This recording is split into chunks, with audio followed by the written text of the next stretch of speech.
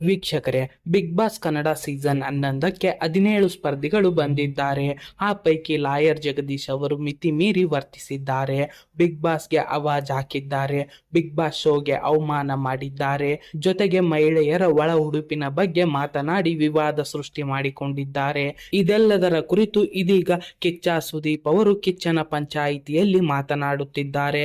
ಹಾಗಾದ್ರೆ ಕಿಚ್ಚ ಸುದೀಪ್ ಅವರು ಲಾಯರ್ ಜಗದೀಶ್ ಅವರಿಗೆ ಬೆಂಡೆತ್ತಿದ್ದು ಏನು ಎಂದು ಈ ವಿಡಿಯೋದಲ್ಲಿ ನೋಡೋಣ ಬನ್ನಿ.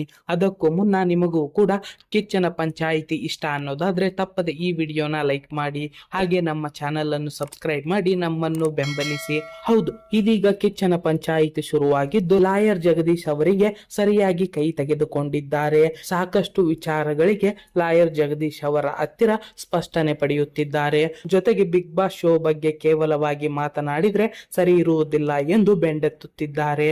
ಅಷ್ಟೇ ಅಲ್ಲದೆ ಕಿಚ್ಚನ ಮಾತಿನಿಂದ ನೊಂದ ಲಾಯರ್ ಜಗದೀಶ್ ನಾನು ಮನೆಯಿಂದ ಆಚೆ ಹೋಗುತ್ತೇನೆ ಎಂದು ಹೇಳುತ್ತಿದ್ದಾರೆ. ಕಾದು ನೋಡಬೇಕು, ಲಾಯರ್ ಜಗದೀಶ್ ಅವರು ಮನೆಯಿಂದ ಆಚೆ ಹೋಗುತ್ತಾರಾ ಅಥವಾ ಇಲ್ವಾ ಎಂದು. ಈ ಬಗ್ಗೆ ನಿಮ್ಮ ಅಭಿಪ್ರಾಯವನ್ನು ತಪ್ಪದೇ ಕಾಮೆಂಟ್ ಮೂಲಕ ತಿಳಿಸಿ. ಧನ್ಯವಾದಗಳು.